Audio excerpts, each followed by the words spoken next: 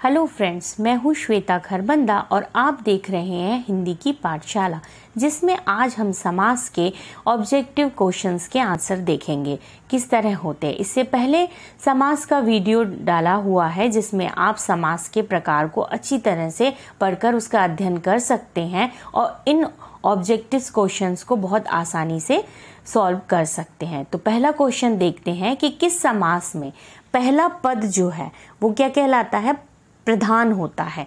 आपने पढ़ा होगा समास के प्रकारों में जिसमें पहला पद प्रधान किसका होता है, अवयवी भाव का होता है, बहुव्रीहि का होता है, कर्मधारय का होता है या द्वंद्व का होता है। तो जो पहला पद होता है वो हमेशा अवयवी भाव समास का होता है। तो इसका आंसर क्या कहलाएगा, अवयवी भाव समास। दूसरा है हमारा यथाशक्ति में कौन सा समास है, कर्मधारय, तत्पुरुष, अवयवी भाव या द्विगु।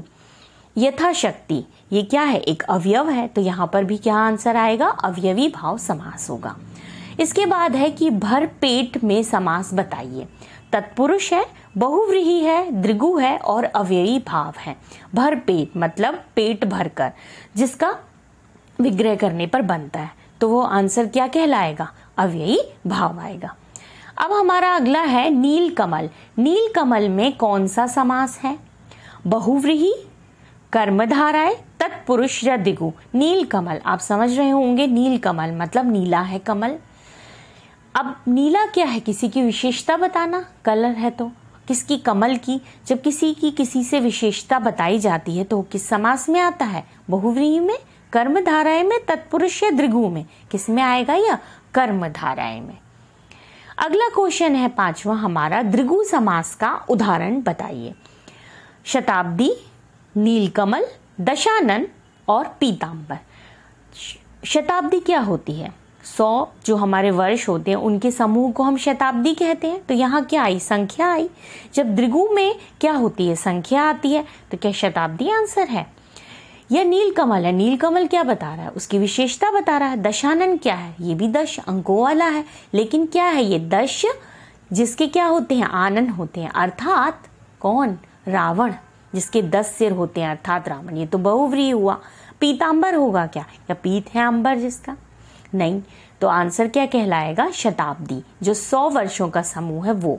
तो ये आंसर होगा इसका शताब्दी। अब हमारा आता है किस समास के दोनों पद प्रधान होते हैं, मतलब ऐसा कोई समास है जिसमें दोनों ही पद प्रधान होते हों। द्वंद्व समास, तत्पुरुष समास, बहुव्रीहि समास या कर्मधारय समास। ऐसा कौन सा समास है जिसमें दोनों पद प्रधान होते हैं, द्वंद्व समास में। शिलालेख में कौन सा समास है बताइए। तत्पुरुष, बहुव्रीहि, कर्मधारय या द्वंद्व।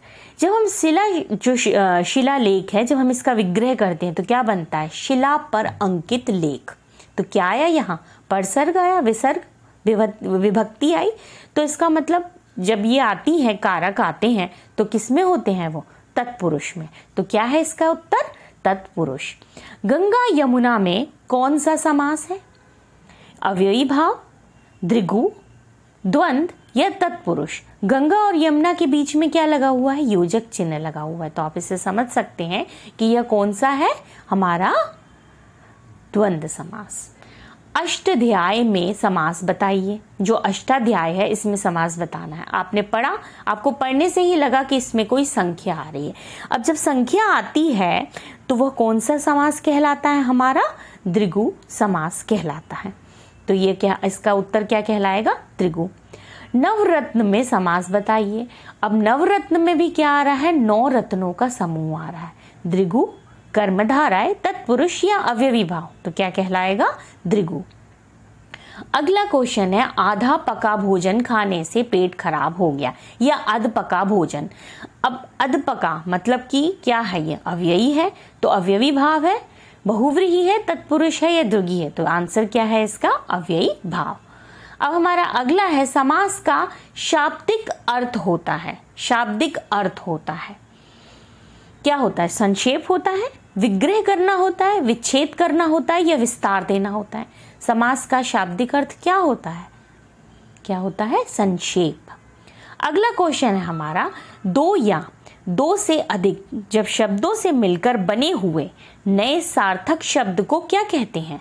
जो हमारा दो शब्द हुए उनसे मिलकर एक नया शब्द बना जिसका सार्थक शब्द भी, अर्थ भी निकलता है। संधि होता है, समास होता है, छंद होता है या अवयव होता है।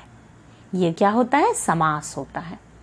अगला क्वेश्चन है कि कन्यादान में कौन सा समास है? कन्या का दान तत्पुरुष है, द्वंद्व है, कर्मधारय है या बहुव्रीहि? यहाँ पर क्या कारक आ रहा है, इसका मतलब ये क्या है? तत्पुरुष है। अगला क्वेश्चन है हमारा, गगनचुंबी में कौन सा समास है? गगनचुंबी का जब हम विग्रह करते हैं तो क्या बनता है? वहां पर गगन को चूमने वाला। यहाँ पर क्या आया? हमारा कारक आया। जब कारक आता है तो कौन सा समास होता है? तत्पुरुष समास। युधिष्ठिर में कौन सा समास है? अब युधिष्ठिर में कौन सा समास है? तत्पुरुष है, अव्यवी भाव है, बहुव्रीहि है या कर्मधारय है? युधिष्ठिर का विग्रह करने पर क्या बनता है कि युद्ध में जो कैसा रहता है? स्थिर रहने वाला, अर्थात युधिष्ठिर। जब अर्थात आता है तब कौन सा समास कहलाता है? बहुव्रीहि समास। अगला क्वेश्चन है हमारा कि वनवास में कौन सा समास है? वन में वास। क्या आया इसमें? कोई कारक आया? कर्मधारय, तत्पुरुष, द्वंद्व या बहुव्रीहि? क्या कहलाएगा यहाँ पर? तत्पुरुष। निम्नलिखित में से एक शब्द में द्विगु समास है तो उस शब्द का हमें क्या करना है? चयन करना है। पहला है हमारा पुरुष से, दूसरा भूदान, तीसरा सप्ताह और चौथा आजीवन। अब द्विगु जिस समास में आता है, द्विगु समास, उसमें क्या आती है? संख्या आती है। तो यहाँ पर क्या पुरुष से में संख्या है? नहीं।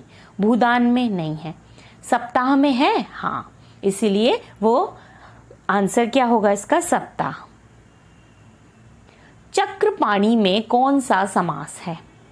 चक्रपाणी मतलब आप इसका जब विग्रह करते हैं तो क्या बनता है? जो चक्र को हाथ में लिया हो, अर्थात कौन? कृष्ण। तत्पुरुष में है, अव्यवी भाव, बहुव्रीहि या कर्मधारय? क्या आएगा यहाँ पर? बहुव्रीहि। तन मन धन में कौन सा समास है? आपने देखा तन मन और धन के बीच में योजक चिन्ह लगा हुआ है। अब पहला है द्वंद्व, दूसरा अव्यवी भाव, तीसरा द्विगु और चौथा कर्मधारय। जब यहाँ पर योजक चिन्ह होता है तब कौन सा समास होता है? द्वंद्व। तो इसका आंसर क्या है? द्वंद्व। दीनानाथ में कौन सा समास है? दीनानाथ में कौन सा समास है? द्वंद्व, द्विगु, बहुव्रीहि या कर्मधारय? मतलब दीनों का नाथ। यहाँ पर क्या होता है? दीनों का नाथ। आप कहेंगे कारक आ रहा है, ये तो तत्पुरुष समास होना चाहिए, लेकिन इसमें तत्पुरुष तो दिया ही नहीं है। तो क्या होगा इसका आंसर? जब ऐसा देते हैं तो आपको कंफ्यूज करने के लिए तो आपको उस समय इसका विग्रह करना होता है। तो बनता है कि दीनों का नाथ अर्थात सूर्य भगवान। जो दीनों के नाथ होते हैं वो सूर्य भगवान भी होते हैं। तो यहाँ पर जब तत्पुरुष नहीं लिखा है तो बहुव्रीहि लिखा है तो आंसर बहुव्रीहि आएगा। लेकिन अगर बहुव्रीहि नहीं लिखा है, तत्पुरुष दिया गया है, तब दीनानाथ में क्या आएगा? दीनों का नाथ, तब कारक होगा, तब यहाँ पर तत्पुरुष समास बनेगा। लेकिन अभी यहाँ पर दीनानाथ में हमें बहुव्रीहि दिया है, इसलिए यहाँ पर क्या बनेगा? बहुव्रीहि समास बनेगा, क्योंकि दीनों के नाथ अर्थात सूर्य भगवान। आंसर क्या है? बहुव्रीहि। अगला क्वेश्चन है हमारा कि विद्यार्थी में कौन सा समास है? विद्यार्थी का जब हम विग्रह करते हैं तो क्या बनता है? विद्या का अर्थ। तो क्या बनता है? इसमें कारक आ रहा है, मतलब क्या होगा आंसर इसका? तत्पुरुष समास। नवग्रह में कौन सा समास है? नवग्रह का जब विग्रह करते हैं तो क्या बनता है? 9 ग्रहों के समूह को नवग्रह कहते हैं। तो यहाँ पर क्या आई? संख्या आई। जब संख्या आती है तब कौन सा समास होता है? द्विगु समास होता है। अगला देखते हैं। अगला क्वेश्चन है विशेषण और विशेष्य के योग से कौन सा समास बनता है? विशेषण और जब विशेष्य आता है तो उसमें योग होने पर कौन सा समास बनता है? बहुव्रीहि बनता है? नहीं। द्विगु बनता है, कर्मधारय बनता है या तत्पुरुष बनता है? विशेषण और विशेष्य किस में आते हैं? किस समास में आते हैं?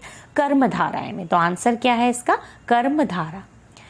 अगला क्वेश्चन है कि जब दोनों पद अप्रधान होते हैं, मतलब दोनों पद में प्रधानता नहीं होती, किसी तीसरे में होती है, वो कौन सा समास होता है? आप याद करें कौन सा होता है? तत्पुरुष होता है, द्विगु होता है, द्वंद्व होता है या बहुव्रीहि होता है।